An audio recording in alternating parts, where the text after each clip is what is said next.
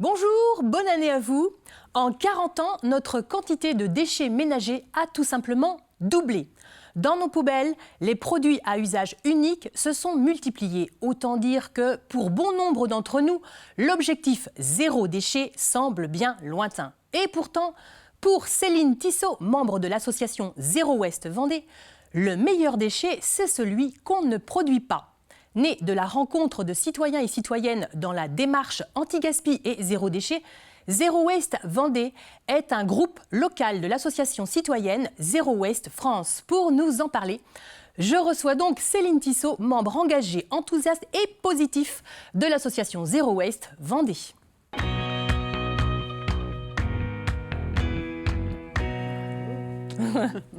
Céline, bonjour. Bonjour Pascal. Merci d'avoir répondu à l'invitation du DAF pour présenter Zero Waste Vendée. Alors Zero Waste Vendée, c'est quoi l'histoire? Et d'abord, waste, ça veut dire quoi pour les gens qui, comme moi, comprennent très bien l'anglais? C'est c'est contre le gaspillage et le déchet. Anti-gaspi, anti-déchet. Voilà, c'est ça. Waste. Et donc alors, l'histoire de Zero Waste 85, c'est quoi? Parce qu'il y a Zero Waste France. Tout à fait. Et puis, là, en Vendée, on a également Zero Waste 85 grâce à vous. En particulier, pas que moi, nous sommes un groupe, nous sommes des hommes et des femmes qui sont déjà engagés personnellement et nous avons souhaité créer un collectif, une association pour se sentir moins seuls et pour semer des graines auprès des citoyens qui souhaitent aller vers autre chose. D'accord, et donc là, ça fait 2 ans, c'est ça? Oui, à peu près, oui. Que l'association fonctionne en Vendée, sur la Vendée. Donc, en fait, la démarche zéro déchet, zéro gaspillage, on fait comment? Parce que c'est des mots, mais concrètement, on fait comment?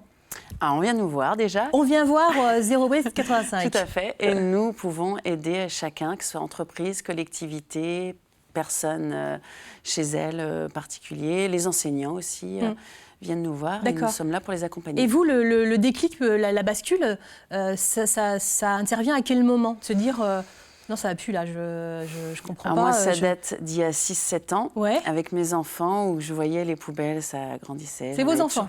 Exactement. Me dire quelle planète je vais leur laisser, en fait. D'accord. Et je me suis dit que c'était plus possible de continuer comme ça. Et j'ai commencé un peu à m'informer, à lire des livres, à chercher des informations. Des livres comme celui de Jérémy Pichon, Bea Johnson. Et donc celui de Jérémy Pichon, c'est zéro gaspille dans une famille. Déchet, je crois, une famille zéro déchet. Ah oui, c'est ça, famille zéro déchet. C'est ça. Ou presque zéro déchet. Presque zéro déchet, parce qu'effectivement. Et le presque, il est important. Effectivement, le zéro déchet, j'aime pas trop moi ce mot. Je préfère réduction de déchets, puisque nous sommes quand même dans une société où le zéro déchet me semble compliqué, notamment par la voiture, ce genre de choses. Ça paraît pas envisageable. Ça peut culpabiliser aussi les gens. Je préfère dire réduction, parce que nous sommes tous en chemin à un moment donné, et pour avancer, c'est bien déjà de commencer par réduire. Ouais. Donc alors concrètement, vous faites quoi? Vous proposez quoi aux gens? Des ateliers. Des ateliers. Pour réduire. Alors, en général, on peut proposer par réduire soit les courses, on propose réduction pièce par pièce, on peut faire par maison.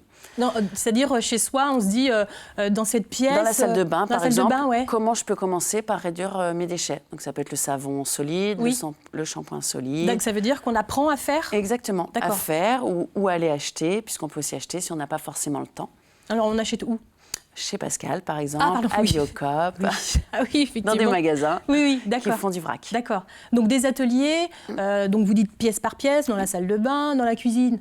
Dans la cuisine, ça peut être aller faire ses courses en vrac. Ça peut être fabriquer son produit de liquide vaisselle, son produit ménager avec du vinaigre blanc, par exemple. Là aussi, en fait, c'est apprendre à faire pour soi. Et puis aller à l'essentiel aussi. Aller à l'essentiel, c'est quoi l'essentiel? Alors moi, par exemple, je parle pour moi, j'ai par exemple arrêté le sirop, des choses, les sodas. Pour les enfants, au niveau du sucre. D'accord. Donc là, c'est au niveau de l'alimentation. L'alimentation, également. Les produits, l'alimentation. Tout à fait. Le plastique. Quasiment plus. Donc là, avec la loi du 10 février 2020 relative à la lutte contre le gaspillage et à l'économie circulaire, normalement, en 2021, il y a interdiction des pailles, couverts jetables, touillettes, boîtes en polystyrène expansées dans la restauration rapide, distribution gratuite des bouteilles plastiques dans les entreprises. Tout ça, c'est normalement, en 2021, on ne le voit plus. Donc, nous en sommes ravis. Donc, vous en êtes ravis et donc, ça veut dire que ça commence à prendre. Nous espérons qu'il y ait une émergence et effectivement une prise de conscience, Ouais. et bien, aussi bien des politiques que des personnes chez elles. Ouais. Au niveau des ateliers, c'est chez vous, c'est C'est dans une salle en fait associative et on peut se déplacer sur la Vendée. D'accord. Et donc là, aujourd'hui, en fait, ça veut dire qu'il faut quand même éduquer, former. Oui. C'est important. Vous allez auprès des écoles. Oui. Oui. Là, par vous exemple, au parliez- mois de janvier, une école publique de Sainte-Gemme-la-Plaine a fait appel à nous. Ouais. Et nous avons construit le projet ensemble, mais ça vient d'une initiative de l'école, Oui. de faire le défi famille. Et elles vont aussi aller voir les commerçants de leur commune pour... Alors le qui défi réduisent les famille, déchets. ça correspond à quoi exactement? C'est Alors, quoi ce défi? le défi famille, c'est ils vont prendre les sacs jaunes des personnes et ça va être de réduire ce sac jaune en fait. D'accord. Donc comment faire? Et donc nous allons expliquer tout ça par 2 ateliers et puis une introduction fin janvier, alors je ne sais plus la date, en fin janvier, pour réduire les déchets quand ils vont faire leurs courses. Donc ça, c'est une école qui Tout est à venue fait. vers vous pour ce défi famille. Et je trouve ça très intéressant parce qu'effectivement, à la base, c'est très motivant. par les enfants Tout qui, à eux, fait. comprennent beaucoup plus vite que nous, ça c'est sûr. Et c'est les enfants qui vont créer des petits supports et qui vont faire des choses en ce sens. Parce D'accord. qu'ils souhaitent avoir l'écolabel. D'accord, donc ça serait bien que ça soit dans plusieurs écoles, Tout à ce fait. genre de défi famille. Nous le souhaitons, oui. Et vous m'avez dit également, au niveau des mairies, vous m'avez Oui, les parlé- collectivités, Oui. les collectivités, c'est pareil, c'est possible de venir vers nous et nous, pareil, il y a un accompagnement. Et nous avons un partenariat avec Trivali, justement, Oui. dans ce sens, pour déjà commencer à démarcher les commerçants. Oui, alors par rapport à ça, en fin d'automne, l'année dernière, maintenant je vais le dire, hein, il y a eu l'opération Mon commerçant zéro déchet. Donc c'était effectivement avec Trivali, ça s'est passé comment? Alors en fait, Est-ce que il y a une c'est- charte en fait, Ouais. et nous recherchons d'ailleurs, nous sommes toujours activement en recherche d'ambassadeurs dans leur commune pour aller voir les commerçants et les sensibiliser au fait de réduire les déchets. Et Ouais. que eux-mêmes, les commerçants, ensuite, ne proposent pas systématiquement les emballages, en fait. Alors, c'est-à-dire C'est un que- cercle, en fait. L'ambassadeur va aller sensibiliser le commerçant pour que lui-même sensibilise ses clients. Oui. Donc, c'est-à-dire, ça va être le boulanger, ne va plus proposer systématiquement un papier Ouais. avec le pain. Ah, d'accord, d'accord. Mais il propose quoi alors? Rien. Eh ben, soit il dit qu'il y a des sacs, qu'on peut fabriquer des sacs en tissu pour mettre son pain. Ah, d'accord. Il faut que ce soit dans le sens inverse. C'est important que ce soit dans le sens inverse. Ça veut Pas dire que aller c'est- systématiquement vers le déchet, mais D'accord. sensibiliser le client à dire, ben voilà, il n'y a pas Donc en fait, forcément c'est plus besoin. à nous de venir avec Oui. notre Oui. propre Et puis le commerçant, il sac. peut lui-même dire, ben, à partir de demain ou d'un certain jour, ne plus proposer Ça systématiquement. commence à se faire également dans la grande distribution. Oui. Également. Tout à fait. On peut le dire. De toute façon, oui, à un moment ou à un autre, les gens vont être obligés. Ben, nous l'espérons. Je ne sais pas si ce sera obligé, mais en tout cas, nous espérons toujours que ça part d'une prise de conscience personnelle pour pouvoir aller vers autre chose. Et il y a des formations également. J'ai vu que Zero Waste France fait également des formations en ligne gratuites pour apprendre à faire du zéro déchet. Donc on va sur leur site Zero Waste France. Oui, tout à fait. Et puis Il y on a des peut webinaires. apprendre. Il y a Oui, des oui. webinaires. Oui. Donc effectivement, on apprend à faire du zéro déchet.